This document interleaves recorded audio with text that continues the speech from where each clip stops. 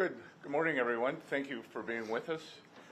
First of all, we want to express our great thanks to the Swiss government for facilitating this trade meeting here in Geneva. We had very productive talks, and I believe that the venue here on Lake Geneva added great equanimity to what was a very positive process. We have reached an agreement on a 90-day pause and substantially moved down the tariff levels. Both sides on the reciprocal tariffs will move their tariffs down 115%.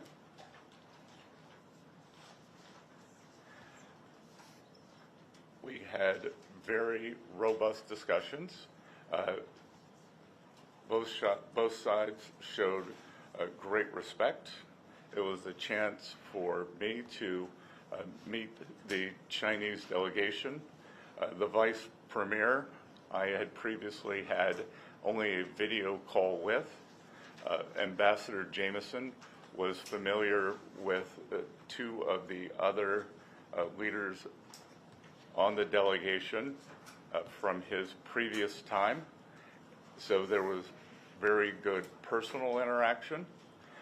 Both countries represented their national interests very well. We concluded that we have shared interest, and we both have an interest in balanced trade. The U.S. will continue moving towards that. I will let Ambassador Jameson talk about the President's initiatives that began on a historic trade announcement on January 20th, which no other president has ever done, following to April 2nd, when we implemented the reciprocal tariffs. Thank you, Secretary, and I will echo your thanks to the Swiss government and Swiss officials for hosting us this weekend. The atmosphere was very conducive to discussions, and thanks to them, we were able to have very constructive and positive conversations with our Chinese counterparts, who clearly came to deal this week.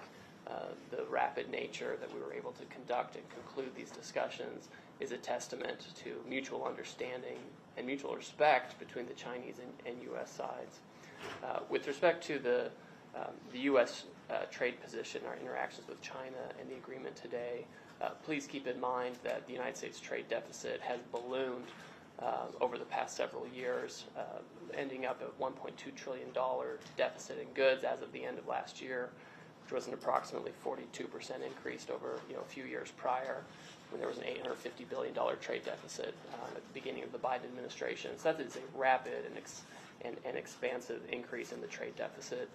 And our view is that this is driven in large part by non-reciprocal trade, among other things, and the result has been offshoring of manufacturing and other negative impacts on the U.S. economy. And so on January 20th, when the President was inaugurated, he released the America First trade policy, which was comprehensive and flagged that and actually directed agencies, including U.S. Trade Representative and others, to research this issue and to provide options, which we did, and the President elected to impose reciprocal tariffs on April 2 to address this national emergency of the trade deficit. There was a global baseline tariff accompanied by higher reciprocal tariffs for each country depending on the level and intensity of their trade surplus with the United States. In all of this, China was assigned a reciprocal tariff rate of 34%. China was the only country that chose to implement retaliation against the United States for this reciprocal tariff. All other countries, withheld and decided that they wanted to negotiate with the United States or simply not retaliate. And so we've been in detailed discussions with other countries for several weeks at this point. China, as you know, retaliated not only with tariffs but with disproportionate and asymmetrical non-tariff measures in order to maintain the effectiveness of the reciprocal tariff measures. The President increased our tariff rates to offset Chinese retaliation. And as you know, this escalated to a point where both sides had added 125% tariffs, and with the Chinese side, additional non-tariff measures, amounting to an embargo in some senses on trade, an effective embargo, which of course was not a sustainable practice for either side. And so today, with this agreement, we come to agreement that that our reciprocal tariff rate will go down to 10% on the United States side, so it goes down 115%. We enter into a 90-day pause period for negotiations, which both the Chinese and the United States are very committed to, and the Chinese on their side also go down 115% to 10%, and they remove the countermeasures that they have in place. To be very clear, other measures that the United States has put in place in the past, whether it's tariff measures from 2018 or since, tariffs under other statutory authorities, tariffs related to fentanyl, those remain unchanged for now to the side. I'll just make one point, is that both the Chinese and the United States agreed to work constructively together on fentanyl, and there's a positive path forward there as well. Okay, great. So let's start with some questions. Well, just if I may make a few final remarks to give you framing and context. I think throughout the trade process, we have had a plan, we have a process in place, and now with the Chinese, after this weekend, we have a mechanism for continued talks.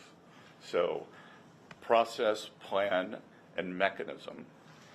I would say one of the big takeaways from this weekend, the United States will continue a strategic rebalancing in many areas that were exposed as supply chain weaknesses during COVID, whether it's medicines, whether it's semiconductors, steel, we've identified 5 or 6 strategic industries and supply chain vulnerabilities, and we will continue moving toward U.S. independence or reliable supplies from allies on those. But the consensus from both delegations this weekend is neither side wants a decoupling. And what had occurred with these very high tariffs, as Ambassador Greer said, was the equivalent of an embargo, and neither side wants that. We do want trade. We want more balanced trade, and I think that both sides are committed to achieving that. We would like to see China open to more U.S. goods. We expect that as the negotiations proceed, that there will also be a possibility of purchase agreements to pull what is our largest bilateral trade deficit into balance that has gotten out of balance. And much of this has happened through neglect over the past 4 years, as the previous administration did not engage on this issue. That was put forward to us by the Chinese, in fact, and we can see it in what happened to the Phase 1 agreement. We are only looking forward, and we look forward to very good discussions now that we have the mechanism created in Geneva this weekend for talks. Great. And with that, let's kick off questions. I'll start at the front row. Jenny, Leonard Bloomberg. Thank you so much. Going into these talks, the president posted on Truth Social that he believes an 80% tariff on China seems right. It obviously went down substantially more. How did you end up going to 30%? Was that the president pushing you, or the Chinese not budging before you went down? And then secondly, you have a 90-day pause now, as you have with other countries. What specifically do you want to see in those 90 days? What kind of progress do you want to see in those 90 days and have agreed to by then to not ratchet up the tariffs? Because it is just a pause, right? Yes, so The I'll. tariffs then snap back, basically, if you don't have something agreed upon that is substantive. So the Chinese April 2nd number was 34, continues to be 34%. I'll let Ambassador Greer answer the first question. And just like with all our other trading partners, as long as there is good faith effort, engagement, and constructive dialogue, then we will keep moving forward. I would just say, Jenny, with respect to, the president's message and ultimate rates, I mean, everything is a negotiation, right? And the president, he gives the Secretary of the Treasury and I and other members of the cabinet direction and advice on how to proceed. And we ended up at a result that is very good for the United States, very good for China as well. We retain our 10% global baseline tariff, which we have on other countries. We have, in addition to that, previous measures that we've retained, which have been, frankly, effective in reducing the U.S. bilateral trade deficit with China over the past few years. So that leaves us in a very good position all in with respect to measures on Chinese imports, but more importantly, leaves us in a constructive path forward to have a positive conversation with the Chinese on how to rebalance and have more constructive trade. Great. In the back, Associated Press. Associated Press. Hi, I'm Jamie from Associated Press. We just heard our colleague talk about 30% tariffs. I'm just trying to understand these numbers here because they're all over the place. We were at 145 before, apparently, and 125, I believe, from the Chinese side. So can you say clearly now that, I think the question was, right now for the 90-day period, the U.S. tariffs on Chinese goods will be down to 30%? Is that correct for the 30? Could you speak to So again, this agreement is really about the reciprocal tariff, which was imposed by the United States on April 2nd, and the escalatory steps which followed. Those on each side, the Chinese side and U.S. side, ended up at 125% on each other. The Chinese had additional non-tariff countermeasures. That has all come down by 115% to 10% each. The United States earlier this year imposed 20% related to fentanyl. That still exists. So if you're looking at Trump Term 2, tariffs on China, right now effective, it's 30%. There are prior measures which change by product, by sector, by level, et cetera. You can't really give a specific number on that right now. What matters for the agreement today is that we each agreed to come down on the reciprocal tariff and related retaliation to 10%. So a reduction of 115% down to 10%. Fentanyl is on its own track, but on a very positive track where we're having very constructive conversations with our Chinese counterparts. And I would add a couple of things. This does not include any sector-specific tariffs that have been put across all of our trading partners. And as the ambassador said, I think he would agree with me that the upside surprise for me from this weekend was the level of Chinese engagement on the fentanyl crisis in the United States. They brought the Deputy Minister for Public Safety, who is not traditionally part of the trade team or the negotiating team, and he had a very robust and highly detailed discussion with someone from the U.S. National Security team. Great. Next, John Huddy with Newsmax. Mr. Secretary, will there be any immediate impact that U.S. consumers will see from this?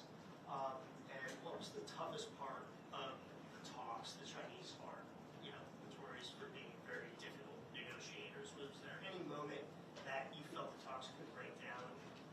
And as far as the fentanyl, I'm sorry, I know there's 3 questions here, but what are the Chinese willing to do in terms of the fentanyl crisis?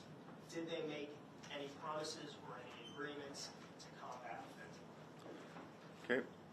Well, there's a lot to unpack there. So let me recap that. So you're asking U.S. consumers, the last one was fentanyl, and what was the second question? The toughest part of the negotiation.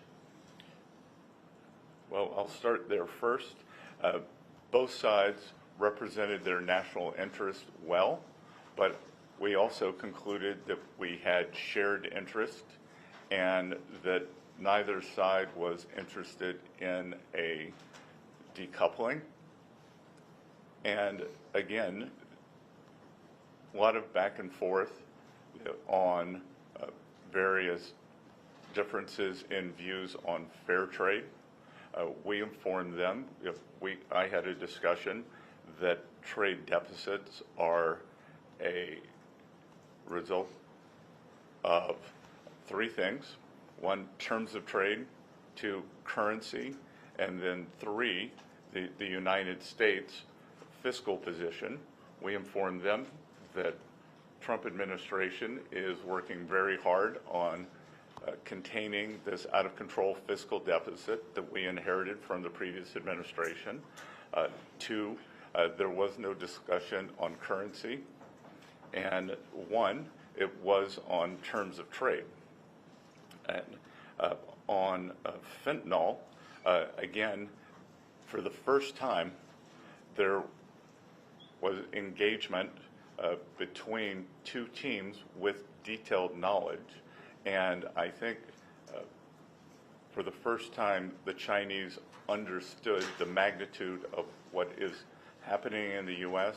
In 2018 in Buenos Aires. They did a good job of banning the actual fentanyl, but what we have seen is substantial interaction between bad Chinese actors and many North American drug dealers, especially Mexican cartels. Treasury has designated several of the Mexican cartels as foreign terrorist organizations. We made that clear to the Chinese. They were very receptive. As you may or may not know, the Chinese have very draconian measures for the sale of illicit narcotics in China, and we have asked them to be equally as draconian with the people who are poisoning Americans. And let me make a point. Your question about what was the toughest part of the negotiation, I would submit it was actually, in the lead up to the negotiation, trying to repair channels of communication that had atrophied under the last administration, where, our office, for example, the Office of, although we have significant differences with the Chinese on trade and economics, and we have major complaints, you have to discuss these complaints. You have to have a channel for discussions, and overcoming that was a substantial challenge. And a lot of work went into that over the past several weeks, so that by the time we got here, we were able to be very pragmatic with each other. And to be sure, there were tough things to deal with on, the level of removal, the timing for implementation, managing each side's, domestic politics, et cetera. And I won't go into too much detail. But I would say the toughest part was simply getting to a position where we could, in good faith, both sides work with each other. And once we did, we were able to do this in a couple of days. This is not the first time I've done trade negotiations with the Chinese, and sometimes it can take a very, very long time to overcome misunderstandings. We were able to do that effectively over the past few weeks, which enabled us to be very pragmatic and effective this weekend. And I think we leave with a very good mechanism to avoid the unfortunate escalations as we saw after April 2nd from happening again. What had been very unusual about the relationship was that President Trump, Party Chairman Xi, they have a good relationship, but that the nature of what has happened since April 2nd could have been avoided if we had had this kind of mechanism in place, and I believe it is in place now. I think we leave today with a process that will move forward, and again, great mutual respect for our Chinese counterparts. I believe they showed us the same. And the impact on U.S. consumers? Will U.S. consumers see any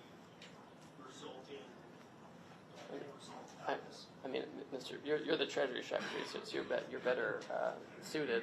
But I would say on the front end, there's been a lot of talk about impact on consumers that just never really translate to the numbers. Consumption remained high, et cetera. And so I think what we're going to see is that we're going to have our economy continue taking off as we put structure around these negotiations and get global trade into a better place. And as I reiterated last week, the Trump economic plan is 3 pieces: trade, tax, and deregulation. Trade has been implemented first, and that process is occurring. We believe that the tax portion is going very well. Speaker Johnson, Leader Thune, who I am in constant contact with, believe that midsummer we will pass, as the President likes to call it, his one big beautiful bill, and we believe that that will provide substantial relief for American households. And then deregulation, a hidden and pernicious tax on American households, is regulation. We believe that the last administration added several $1,000s a year to American families' cost, and that we will be not only cutting those rolling that back, but cutting those substantially. Thanks. I think we have time for about maybe 2 or 3 more questions. The most, sorry, ma'am, name and outlet, please. Yeah, it's Jim Folks, BBC. It's very heartening what you're telling us. I'm wondering whether you think it might be a better idea to start at this point of negotiation rather than start with the big list of tariffs and all the global turmoil that caused and the fear, frankly, in some countries around the world. How about, do you think with hindsight might have been better to reach out and say we want to talk to you guys about this? No, I disagree entirely. We have spent decades at the World Trade Organization in multilateral and bilateral negotiations trying to get other countries to reduce their tariffs and non-tariff barriers to be more reciprocal with the U.S. We've had one of the most open economies for decades. The promise of the WTO and the multilateral system is that everyone was going to come down. It turns out the U.S. went down significantly. There were other economies that had low tariffs as well, but retained very high non-tariff barriers. We have tried really hard to work within the system, and the net result is a $1.2 trillion deficit in goods. The net result is manufacturing went to China, East Asia, Mexico, et cetera. So we tried all of that. So the idea that we can just keep saying, well, why don't we just talk a little bit more and we'll have a different outcome, I think just is totally detached from reality. And I would add a couple of things, that as our 18 important trading partners come to us, many with very good deals, as the UK, who skipped to the front of the line as our oldest ally, as Ambassador Greer and I look at their proposals, again, to lower tariffs, to lower the non-tariff trade barriers. Obviously, UK does not have a currency manipulation problem. And the subsidies for labor and industry, we look at these, and I think, how did we get here? How did we get here? And I echo part of what President Trump said, that he doesn't blame the other economies for taking advantage of a fluid, taking advantage of the situation when they were allowed to do it. He blames previous U.S. leaders. So we are just trying to restore a healthy equilibrium. That the U.S. economy has become very unbalanced. On one side, we have a forward-leaning, the deepest and widest financial markets in the world. We have financial innovation. We have the tech sector that is the envy in the world. On the other side, we are a natural resources economy led by energy. So it is a barbell. But in between, precision manufacturing, especially precision manufacturing, has been wiped out. And it is our intent to bring that back. So we want to rebalance. And I think that there is a big opportunity. If I think about this weekend, The Chinese, they have gone the other way. They are unbalanced in terms of overproduction in the manufacturing sector. They have stated, but have not yet rebalanced toward a more consumption-oriented economy. And there is a chance, if we can open up trade to China, have more fair trade toward the U.S., that we could rebalance together. So I reject the notion that business as usual would have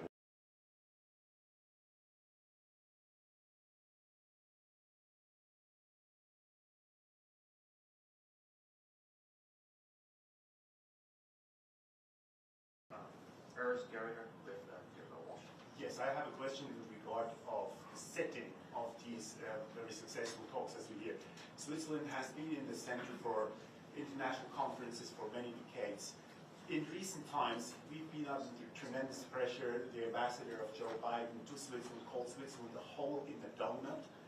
My question is, how high does your administration value reliable Swiss neutrality for conferences or meetings as we just witnessed this weekend? Well, I won't speak for the previous ambassador.